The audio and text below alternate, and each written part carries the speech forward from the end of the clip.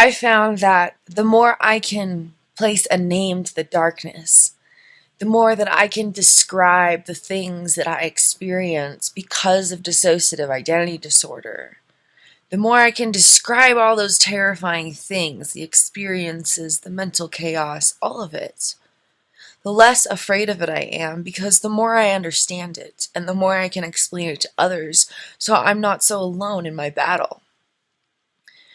Describing things is extremely therapeutic, and you discover so much, because if you continue to describe something, sooner or later you're going to learn something about it you didn't realize before or never paid attention to. I've been doing that with my past experiences, bringing them up, reanalyzing them, describing what was going on that terrified me so much and had such a dramatic impact on my life and my identity.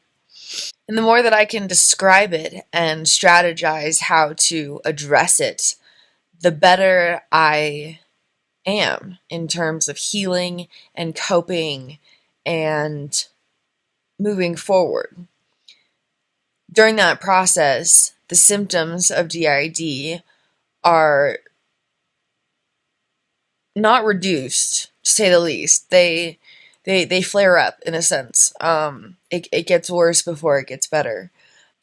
Processing all the pain from the past and learning to describe these terrifying monsters within us, in a sense. The monsters in the closet, but they're inside our head, so in a sense it's scarier because what we can't see is more terrifying, generally speaking. So the book I was writing about my life is called Known. Several years ago I started it, and it was all about my desire to become known, first to myself and then to the world. And it's because I've lived in mental isolation for so long, I almost don't know what it would feel like to not be isolated anymore. And I really look forward to the day where I'm capable of experiencing that again. Having the opportunity to kind of redefine things and describe the voices and the terrifying things makes them a little less terrifying. Not a whole lot, but enough that I am able to approach them and actually come up with a plan of attack rather than just be immediately consumed by them. Being able to name the darkness helps me to approach it with bravery and courage. It gives me the opportunity to prepare ahead of time and actually prepare a plan of attack, so I'm not unarmed and ill-equipped when faced with such demons. Being able to name the darkness helps me to clarify what's actually going on. That's the biggest part, because a lot of it is terrifying, yes, but it's not terrifying for the reasons I actually think it is.